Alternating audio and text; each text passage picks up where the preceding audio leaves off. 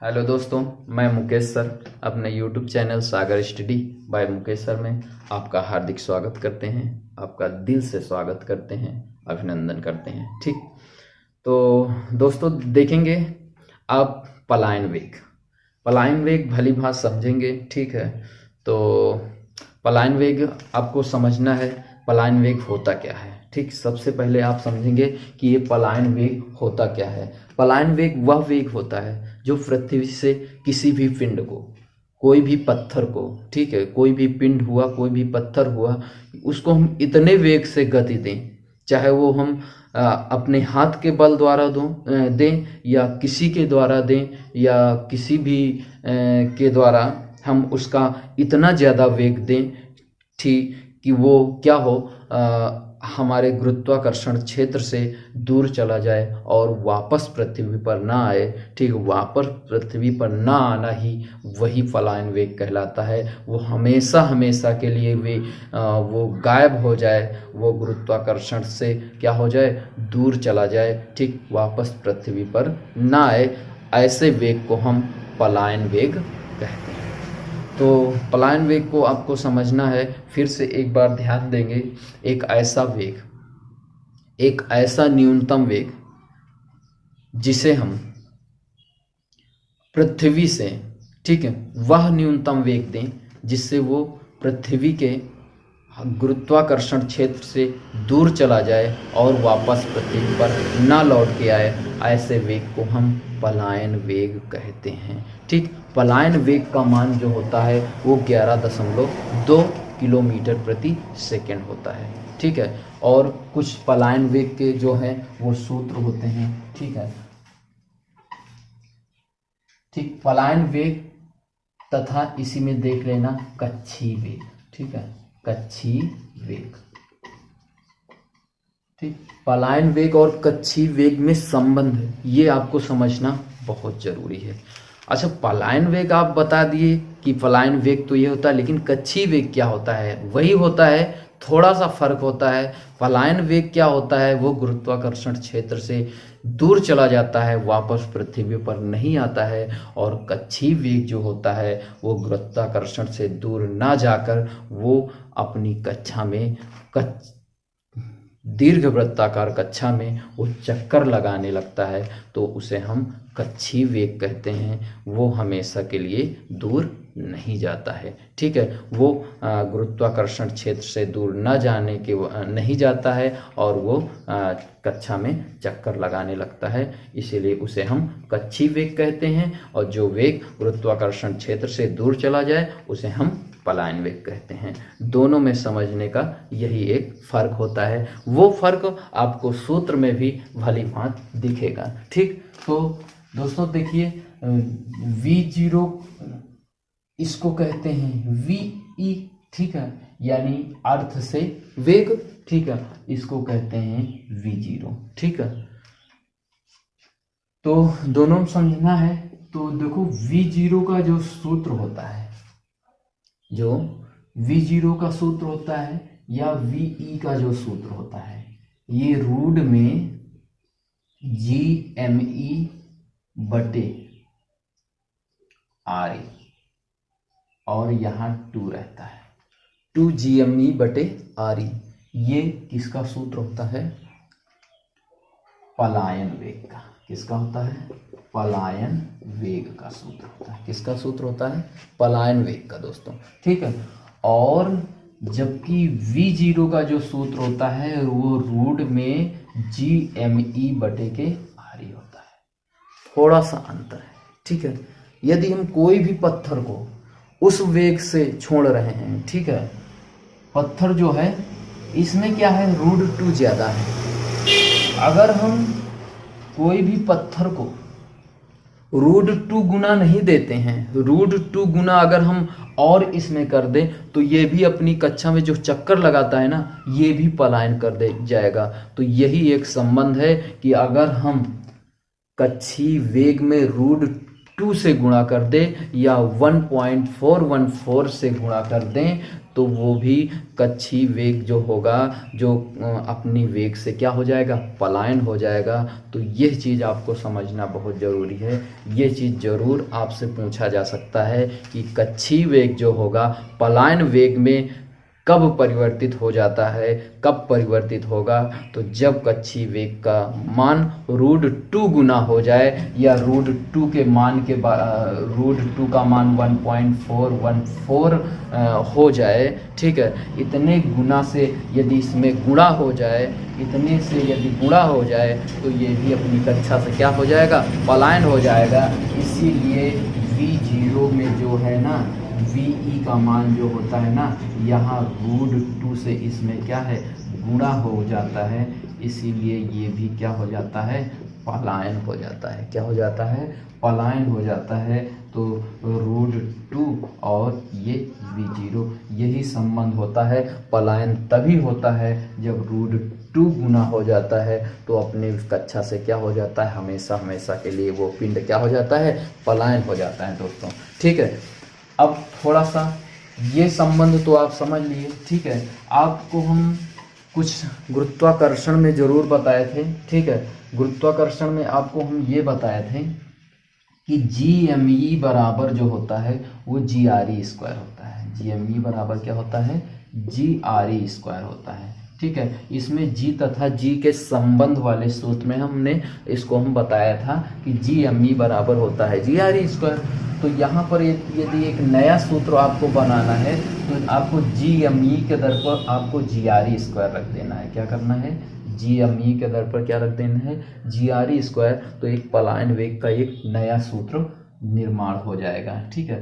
तो चलो देखते हैं, GME के दर पर क्या रख देते हैं, यहाँ से लेते हैं, ठीक है, समीकरण 1 से GME के दर पर क्या रख देते हैं, GRE² रख देते हैं। चलो रखते हैं, ठीक है, 2 GME के दर पर GRE², ठीक। और बटे के क्या हो जाएगा हमारा RE पहले से ही था, ठीक। एक इसमें से कट गया तो VE बराबर रोड में 2 GRE, ठीक है। ये आपका VE का और एक नया सूत्र मिल गया, ठीक है। VE का ये भी सूत्र है, VE का ये भी सूत्र है। अब आप कहोगे VE का ये सूत्र हुआ तो कक्षीय वेग का भी एक नया सूत्र बताओ। तो कक्षीय वेग का भी एक नया सूत्र बनेगा, √2 हटा दो, रूट में GRE कर दो। भाई निश्चित है कक्षीय वेग में अगर √2 से गुणा कर दिया जाए तो वो भी पलायन वेग में बदल जाता है, ठीक है।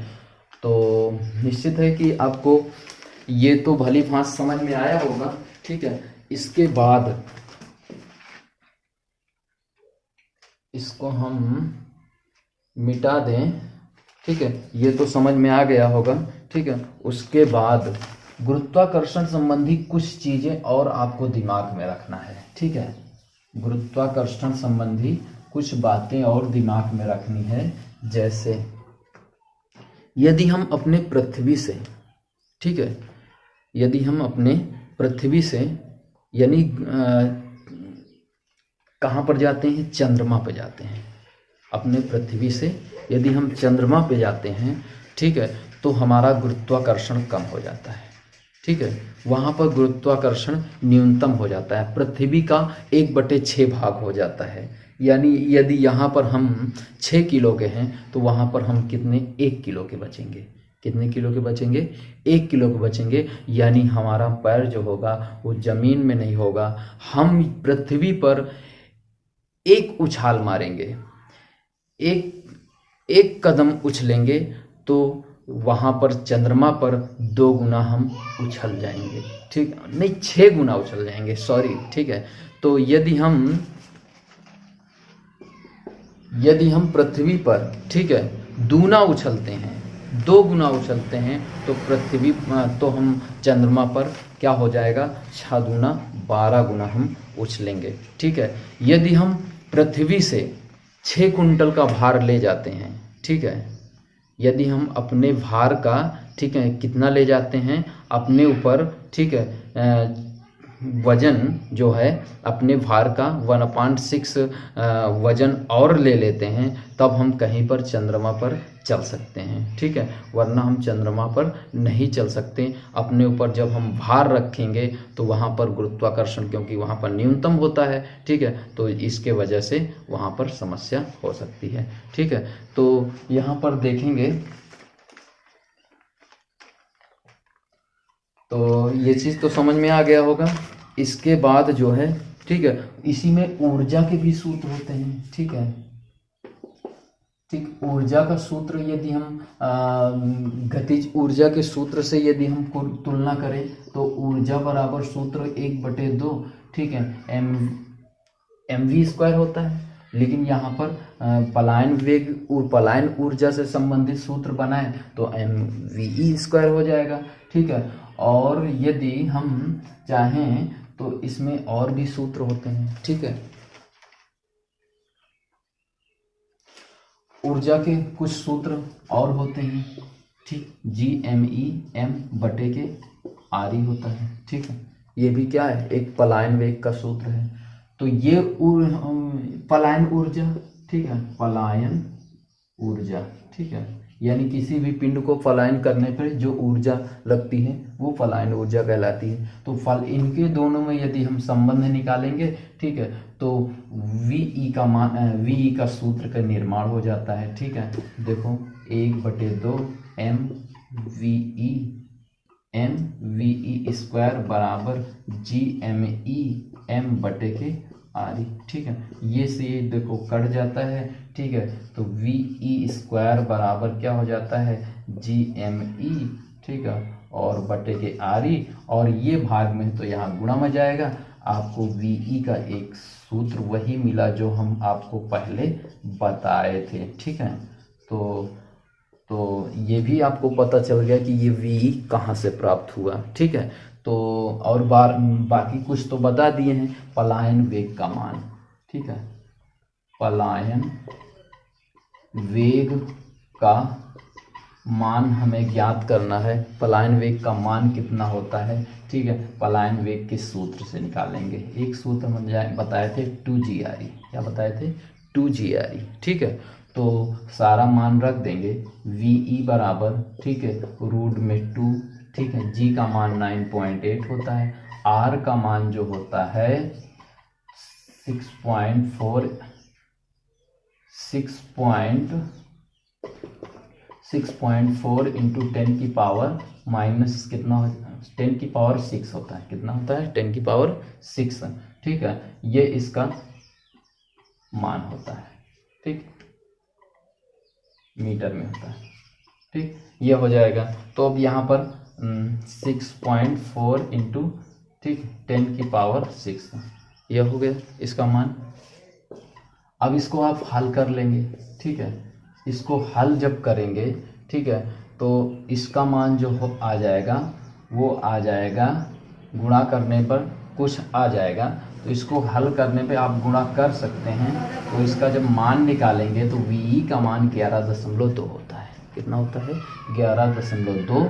और अगर इसका वर्गमूल निकालेंगे, इसका वर्गमूल तो आप निकाल सकते हैं, कोई दिक्कत नहीं। इसका वर्गमूल जो होता है 10 की पावर 3 हो जाएगा, आधा हो जाता है। किसी भी घात का वर्गमूल निकालने पर उसका आधा हो जाता है। ठीक है, तो ये इतने मीटर प्रति सेकेंड, ये इसका मान होता है। पलायन वेग का मान कितना होता है, 11.2 गुणे 10 की पावर कितना, 3 मीटर प्रति सेकंड के वेग से यदि हम किसी पिंड को ऊपर की ओर उछालते हैं तो वो गुरुत्वाकर्षण क्षेत्र से हमारा दूर चला जाता है, फिर वापस पृथ्वी पर नहीं आता। या हम कह सकते हैं VE बराबर 11.2 इतना मिला लिया जाए तो 10 की पावर 3 मीटर किसके बराबर होता है, किलोमीटर प्रति सेकंड के भी बराबर होता है। इतना भी हम कह सकते हैं। तो इस तरह बदल के भी क्वेश्चन को दे देते हैं। ठीक है, जिससे आपको परेशानी कभी कभी हो जाती है। तो दोस्तों, मेरा वीडियो आपको कैसा लगा, ठीक है, यदि आपको निश्चित है इसमें से परीक्षा से आपको लगता है कि इस कोई भी परीक्षा में ऐसे क्वेश्चन टच कर सकते हैं, ठीक है, आपको ज़रूर लग रहा होगा कि ये तो ज़रूर परीक्षा में आने की संभावना है। जैसा कि हमने आपको पलायन वेग और कक्षीय वेग के संबंध के बारे में बताया है, ठीक है, वैसा आप भी को भली भांति समझना है। तो पलायन वेग और संबंध के बारे में आपको भली भांति समझ में आया। इसके लिए आप हमारे चैनल में कमेंट्स करके हमें बताएंगे कि वीडियो आपको कैसा लगा। यदि अच्छा लगा तो आप ज़रूर लाइक करेंगे, ज़रूर लोगों तक पहुंचाएंगे, इस वीडियो को ज़रूर शेयर करेंगे। यदि नहीं समझ में आया तो आप हमें कमेंट्स ज़रूर करेंगे, आप बताएंगे कि हमें ये बात नहीं समझ में आया है। उसके लिए हम और आपके लिए प्रयास करेंगे, आपके लिए हम भरपूर प्रयास करने का कोशिश करेंगे। ठीक है दोस्तों, तो बस आपके लिए एक लाइक बनता है। आपको यदि अच्छा लगा तो लाइक करने में क्या जाता है, आप इतना तो कर ही सकते हैं। आप इतना सहयोग तो अपने एक थंबनेल से ही कर सकते हैं और सारा कुछ इसी से कर सकते हैं। ठीक है, आप हमें प्रोत्साहित कर सकते हैं। ठीक है, चलिए बाय बाय, फिर मिलते हैं नेक्स्ट वीडियो पर।